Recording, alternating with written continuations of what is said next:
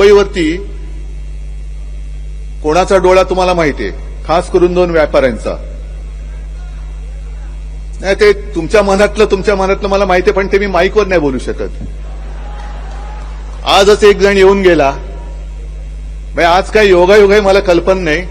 सामनामध्ये 2 बातम्या पाहिल्या. पहिल्या पानावरती बातमी भाजप कार्यालयाचं भूमिपूजन आणि त्याच्यात ती जागा कशी काय त्यांनी पटपट सगळं करून घेतलं ती आहे.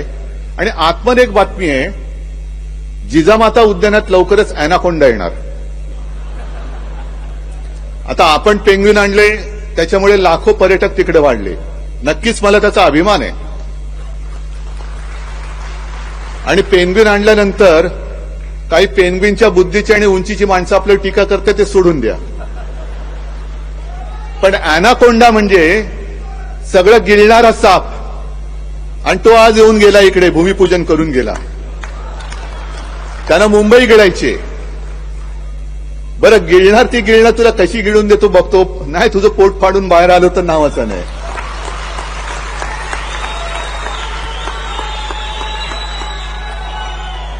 बरं, भूमिपूजन करायला आलायस ना, कर ना, फोड ना नारळ, डोक्यावर फोड नाही तर दगडावर फोड, एकच आहे.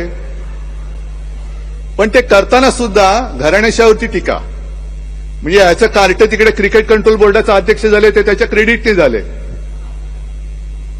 मेरिटने झाले. आणि घराणेशाही कोणाची? ठाकरेंची. अरे उभा राहून दाखवू समोर. आणि मग त्या अब्दालीला मला सांगायचंय, आम्ही आमच्या आईवडिलांचे ऋण मानणारे घराणेशाहीचे म्हणा किंवा घराण्याच्या परंपरेचे पाईक आहोत, वारसदार आहोत. आता संजय राऊत म्हणाले ना, तशी तुमची ब्रह्मचार्याची पिलावळ आमची घराणेशाही नाहीये. तुमची ब्रह्मचार्याची पिलावळ आहे. एकेका ब्रह्मचार्याला 40-40 पोरं झाली कशी? आणि मग ब्रह्मचार्याला जर का 40 पोरं होत असतील तर मला ते तुकाराम महाराजांचा अभंग आठवला. आणि तीच परिस्थिती भाजपची झाली. गाढवही गेले आणि ब्रह्मचर्यही गेलं. आता तो अभंग जाऊन, जसं मी दसऱ्याच्या मेळाव्यात तुम्हाला सांगितलं होतं संदर्भ, तसा ह्याचा संदर्भ तुम्ही मुद्दामून शोधा. तुकाराम महाराज असं का म्हणाले? हा अभंग आहे. गाढवही गेले आणि ब्रह्मचर्यही गेले. तसाच भाजपची परिस्थिती आहे. गाढवही गेले आणि ब्रह्मचर्य, त्याचा अर्थ नाही मी आता सांगत.